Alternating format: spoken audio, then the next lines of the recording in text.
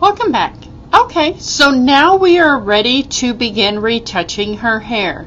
The main things that you're going to notice are she's got all these little flyaway hairs here.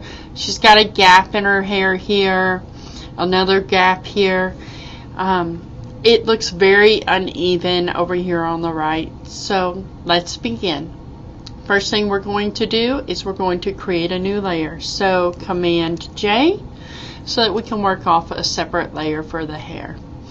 The next thing we're going to do is zoom in, and the first thing that we're going to take care of will be all the little flyaways. And the easiest way to take care of the flyaways is to either clone them out or you can use the healing brush. So if we take our healing brush and we paint over the hairs, you'll see where it just automatically takes in the color of the background and it replaces those hairs with that color.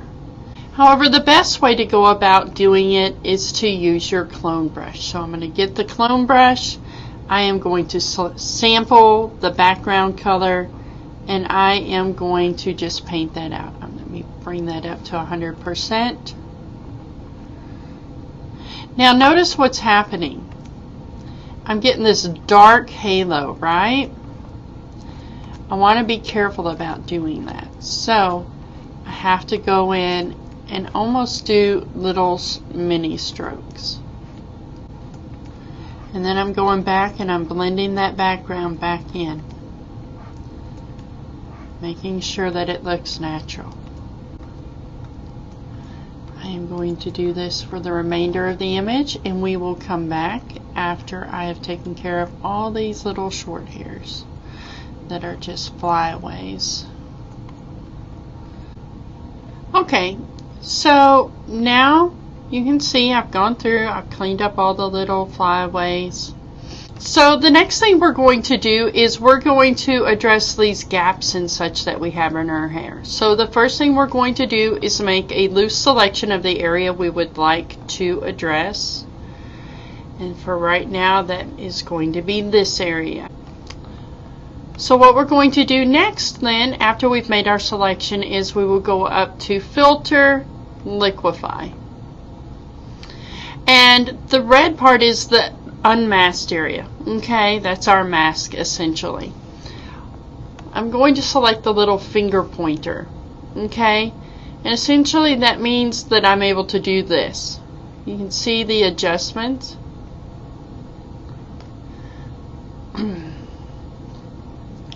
The first thing I want to do is I want to make my brush very large.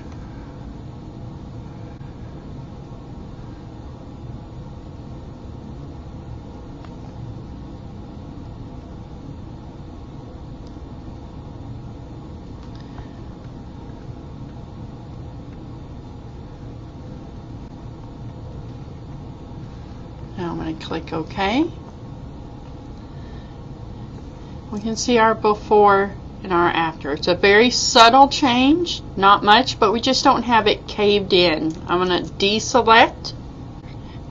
And now the next thing I want to do is I want to address this gap up here on the top of her head. So on her forehead right here, I'm going to once again make a selection.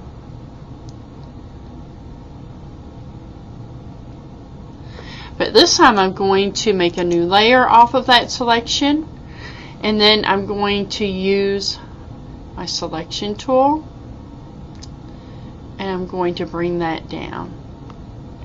Now the next thing I'm going to do is I'm going to create a mask. I'm going to fill that mask with black. And now what I'm going to do is I'm going to switch to my white, select my paintbrush. So set my brush to 100,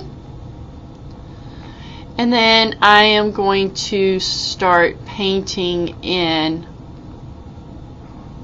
hair from the mask. Now, if there's an area that I don't like the way it's looking, I can reduce the opacity of my brush and blend it, or I can up the opacity if there's one spot that just doesn't look right. Okay. And you're just trying to blend. You don't want huge gaps. So what I did was I copied it over. And now I'm just using my mask to paint that hair in. Before and after. Alright? The next thing I want to address is this area on her forehead right here, where because there was a gap in the hair, the light showed through. We need to burn that, so it's going to be darker. So I have my burn tool.